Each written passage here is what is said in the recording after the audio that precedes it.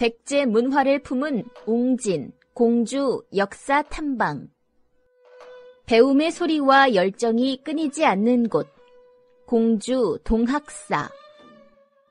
배움에는 끝이 없고 귀천이 없다고 했다. 그렇기 때문에 오늘날에도 의무교육이라는 형태로 누구에게나 교육의 장을 열어주려는 것 아니겠는가? 지금이야 취업을 위한 공부와 돈을 벌기 위한 공부가 주를 이루고 있지만 과거에는 공부의 목적이 조금 달랐다. 물론 입신양명이라 하여 가문의 이름을 빛내고 나라에 충성하기 위한 공부도 있었지만 인간은 왜 사는가? 진정한 불자의 모습은 무엇인가를 고민하고 공부했던 사람들도 있었다. 오늘 우리가 들여다볼 동학사에 이러한 고민을 오늘날까지 끌어안고 살아가는 사람들이 있다.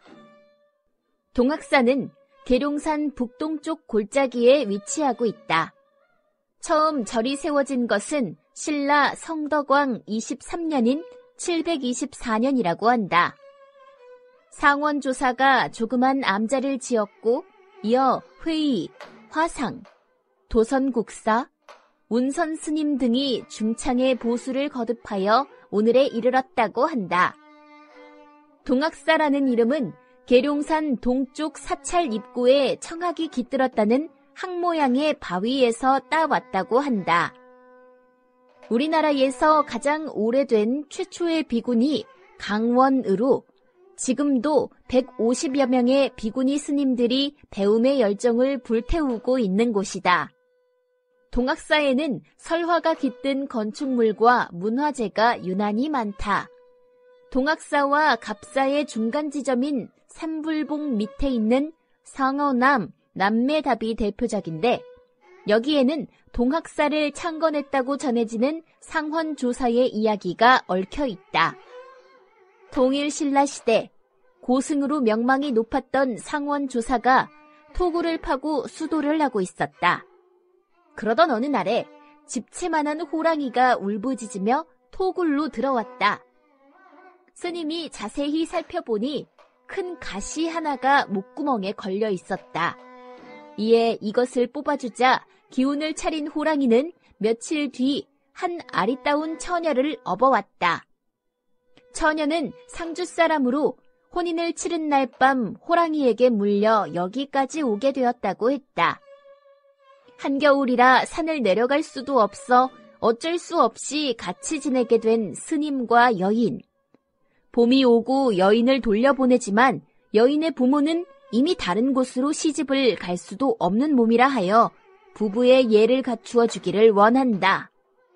불제자의 몸으로 혼인을 할 수 없던 스님은 처녀와 남매의 의를 맺고 비구와 비구니로 불도에 힘쓰게 된다. 세월이 지나 한날 한시에 두 남매가 열반에 들게 되고 이들의 정을 기리기 위해 탑을 건립하고 사리를 모시게 되었다. 이기의 석탑은 각각 5층과 7층으로 제작되었는데 나란히 놓고 보면 마치 정다운 남매처럼 보여진다. 남매탑을 나와 본격적으로 동학사로 발길을 옮기면 수많은 전각들과 스님들의 경전 읊는 소리가 방문객을 맞이한다. 최초의 강원이 있는 곳답게 전각들이 화려하지 않고 잔잔한 느낌을 준다. 중심 법당인 대웅전도 커다랗고 위압감 넘치는 모습보다는 간결하고 깔끔한 느낌을 준다. 특히 대웅전 안에는 보물 제1719호로 지정된 목조 석가열의 삼불좌상에서 발견된 불씨들이 봉안되어 있다. 이 불상들은 16세기 후반에서 17세기까지 활동한 석준, 강민이라는 조각승의 작품으로 조선 중 후기 불교 조각사에서 대단히 중요한 위치를 차지하는 불상들이라고 한다. 대웅전 바로 뒤에는 삼성각이라는 아담한 전각이 있다. 이곳은 불교가 우리나라 고유의 토속신앙을 수용한 흔적으로 칠성, 산신, 독성의 탱화를 모신 곳이다.